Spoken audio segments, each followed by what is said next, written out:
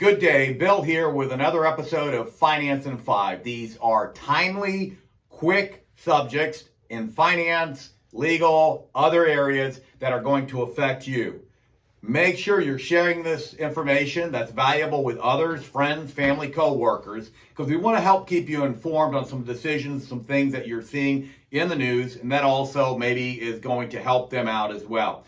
So today's subject, we're going to talk about banks versus insurance companies. And the reason for that is, we've been seeing in the news over the last month or so about that there are banks that are failing and the concerns. And the reality of it is people take their money to the bank so that it's safe. They want safekeeping of that money for what we call their lazy money.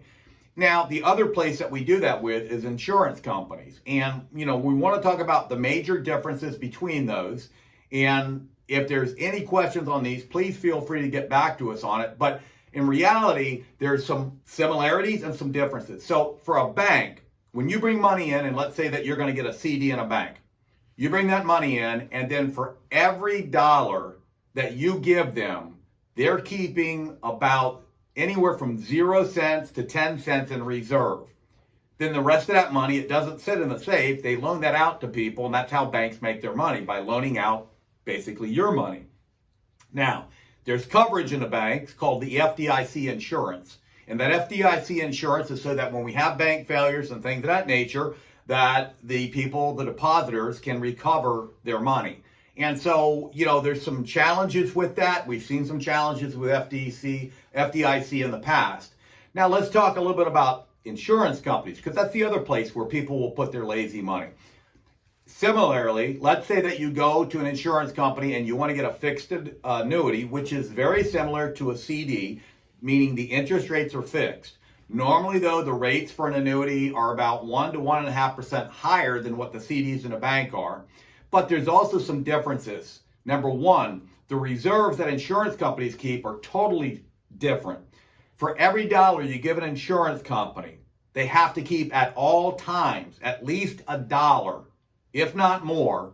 And the reason for that is they have to be able to pay out life insurance claims immediately, pension payments immediately without delay. And so their reserves, they're very, very liquid.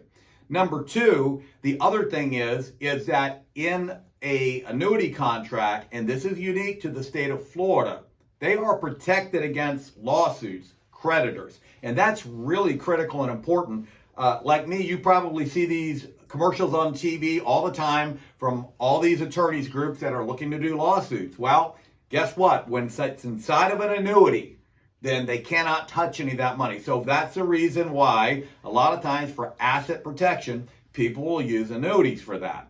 Very similar to your house. The other thing just to keep in mind with an annuity is they're also tax deferred, and that makes a big difference. But annuities are also protected very similarly to their own Florida Guarantee Fund. They're protected $250,000, the same amount of CDs in the state of Florida. And again, that's unique to Florida.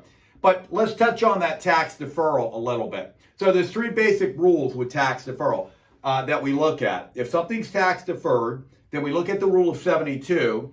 And what we're looking at with the rule of 72 is how many years does it take something to double in value, meaning 100,000 to 200,000 and so forth. Then you have if someone has taxable income that's coming in, and if they're taxed, and let's say the CD is not tax deferred, then you either fall into the rule of 96, and this is for someone that's maybe in a 24% tax bracket, or the rule of 108, and that is for someone that's in a 32% tax bracket or higher. Let me make sense of that for you real quick.